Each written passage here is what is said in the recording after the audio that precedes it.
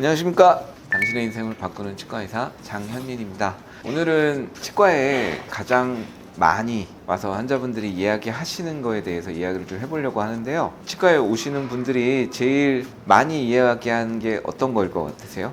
이가 아파요? 잇몸이 아파요? 잇몸이 부었어요?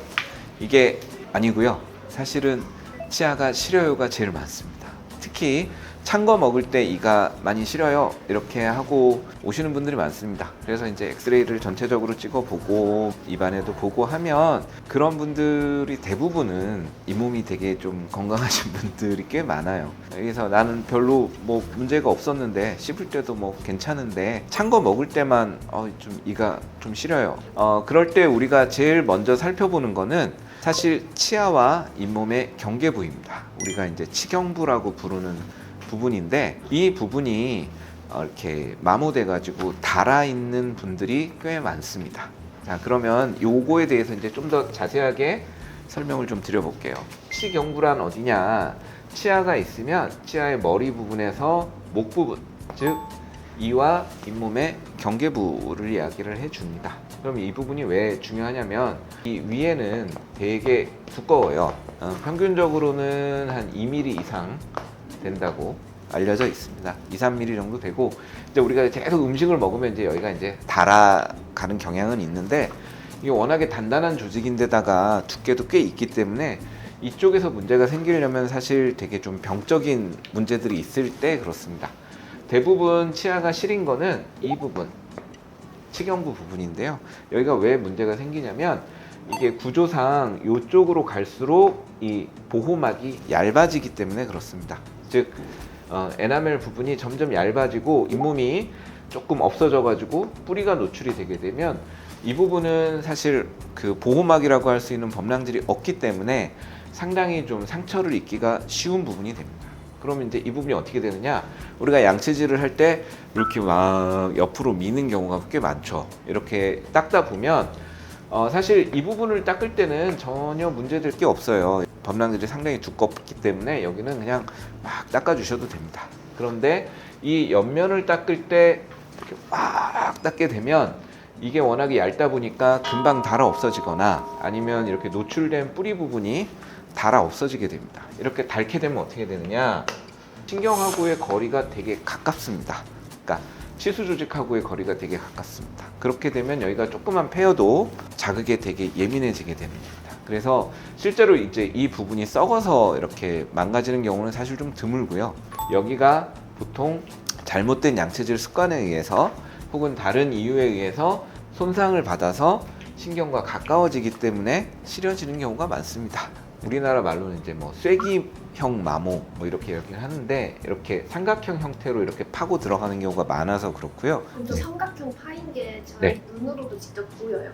예, 저 정도 되면 이제 불편하신 부분을 구강 카메라라고 해서 이제 입안에 치아들을 찍을 수 있는 카메라로 찍어서 이제 앞에 화면에 크게 보여드리는데요. 되게 명확하게 보입니다. 그리고 이게 확실하게 좀 느껴보려면 손으로 손톱 끝으로 요 치아를 이렇게 쭉 따라가다 보면 어느 순간 툭 하면서 이 안으로 이렇게 탁 들어가는 게 느껴집니다. 저런 것들이 있으면 치경부 마모가 좀 진행이 된 것이다 라고 이야기할 수 있습니다. 그러면 이런 치경부 마모, 이렇게 치아가 시릴 때는 그럼 어떤 식으로 치료를 하는가? 뭐 사실 안쪽에 썩어 있지 않고 어느 정도 중등도 혹은 초급 정도라면 그 칫솔질하는 습관을 바꾸시는 걸 제일 먼저 말씀을 드립니다. 약한 부분을 이제 강하게 이렇게 옆으로 이렇게 닦는 습관을 일단 고칠 수 있도록 해드리고, 그 다음에 두 번째는 시중에 파는 치약들 중에 이제 시리니 치약이라고 있게 되는데요. 광고도 많이 합니다. 근데 이 시리니 치약의 실제 성분, 그러니까 뭐 효과 성분이라고 해서 뭐 여기를 뭐 이렇게 코팅을 해주네, 뭐 막아주네, 뭐 이렇게 하는데 사실 그 효과는 그렇게 막 드라마틱하진 않습니다. 요걸 사용하는 걸 이제 권장을 해드리는데 한 달 이상 쓰셔야 좀 효과가 있습니다. 그러면 시리니 치약은 어떤 거가 이제 주 효과냐? 일반적인 치약, 특히 우리가 이제 화이트닝 해주는 미백 치약 같은 경우에 중요한 성분 중에 하나가 마모제 성분입니다. 그러니까 스크럽 해준다고 생각하시면 되는데요. 치아를 그냥 솔로만 닦아주게 되면 그 닦는 효율이 상당히 좀 떨어지기 때문에 치약의 아주 미세 구조에 알갱이 같은 것들이 있습니다. 실제로 알갱이가 보이는 게 아니라 아주 미세한 입자라서 피부에 이제 스크럽 할 때 사용하는 거랑 비슷하다고 생각하면 됩니다. 시린이 치약에는 이런 마모제 성분이 거의 없거나 진짜 없거나, 그래서 이제 요걸 사용하게 되면 양치질을 하고 났을 때 이거 다 안 닦인 것 같은데 뭐 그런 느낌이 조금 들 수가 있습니다. 하지만 이제 제대로만 닦아주게 되면 마모제 성분이 뭐 그렇게 많지 않다 하더라도 충분한 효과를 낼 수는 있거든요. 치약의 마모제 성분을 줄여주고 그렇게 해서 여기를 닳게 만드는 효과를 좀 줄어들게 만드는 거거든요. 그렇게 되면은 자연적으로 몸에서 이제 치수나 이런 조직이 자극이 좀 줄도록 스스로 이제 좀 예민함을 좀 벗어날 수 있도록 해주고요. 근데 이렇게 시린 치약을 한 달 이상 썼거나 아니면은 상당히 많이 패여 있어서 증상이 되게 심한 경우, 이런 경우에는 이 부분을 이렇게 떼어주는 거를 추천드립니다. 이렇게 떼어주는 치료는 사실 치아를 거의 삭제하거나 하지는 않고요. 여기 표면만 깨끗하게 좀 닦아주고 이렇게 떼어주고 하면 보통은 좋아지십니다.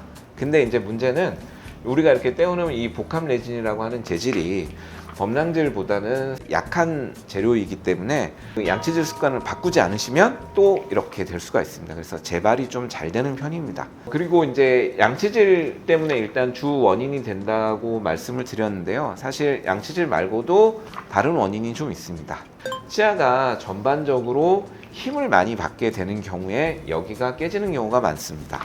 이 이유는 치아를 보호해주는 보호막이 가장 얇기 때문이긴 한데요. 이것 때문에 이제 마모에 대해서도 좀 약한 편이지만 힘을 많이 받아서 치아가 깨질 때 항상 이렇게 힘을 받는다 하더라도 가장 약한 부분에서 압력이 해소되면서 깨지는 경우들이 많습니다. 그렇게 되다 보니까 치아를 좀 무리하게 쓰시는 분들에서 이제 윗부분도 깨지고 닳고 하지만 옆부분이 깨지고 닳게 하는 것들이 좀 보이게 됩니다. 위에는 멀쩡한데 옆에만 깨져 있거나 닳아 있다 이러면 양치질 때문인 경우가 많고요.